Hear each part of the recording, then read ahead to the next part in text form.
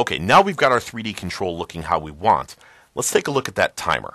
Up till now, we've been looking at this rather odd-looking number just up in the corner that's telling us how many seconds we have remaining.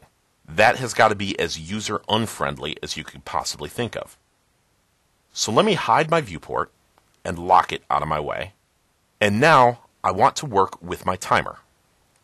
Now first and foremost, I'm going to take the time remaining block. I'm going to get rid of it altogether. I'm going to use a different kind of control to graphically represent the time remaining. I'm going to use a progress bar. I'm going to scroll over. The progress bar is one of the standard controls, so I'm going to click it. And I'm going to drag one over here on the right side of my application.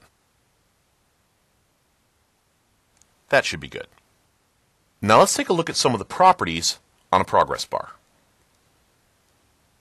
The progress bar has a couple key properties: maximum, minimum, value, and orientation. Now let's go ahead and modify the value, and you'll see that right now my progress bar goes from left to right. I don't really like how that looks, so I'm going to change the orientation to vertical, so now it goes from top to bottom. The higher the value, the more of the bar is filled up. Since this is representing time, we want it to look like it's running out as the value goes down, so I actually like how this is behaving. Now we're going to data bind some of the values. First, I'm going to data bind this value. I'm going to switch to my explicit data context, and I want to bind it to the amount of time I have left. But when I expand my word game, the only fields I have are the keyword and the user string. What about the amount of time I have left? Why isn't that displayed? The reason is that the keyword and the user string are string properties, and Windows Presentation Foundation knows how to apply string properties to a numeric value. It doesn't know how to take a time span and apply it to the value, and if you remember, our remaining time is a time span type. So I need to change this show field to show all the properties, not just the matching properties. Now the entire list is displayed for me, and I can expand the remaining time, and now I can find my total seconds field, which is what I want to bind to. I select total seconds and finish. Now since the game's not in progress, it's going to show me 0. Well, that's kind of what I have to expect. And let's set the maximum, bind it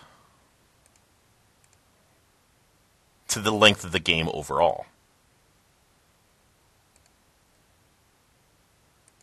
So now you can see over in the Property Inspector, it's telling me that my progress bar will extend from 15 seconds all the way down to 0.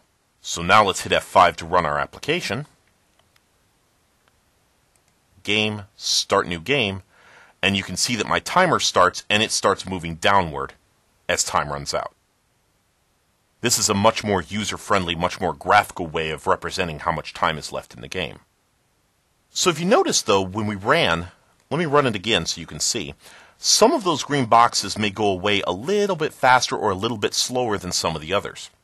The reason for that is that my developer decided that the speed he's going to update the screen is going to be every quarter second. So because of that, some of the times where the interval is going to fall may happen in 3/4 of a second, and some of them may happen in 1 1/4 seconds. This may cause a little bit of variance in how quickly the time bars disappear.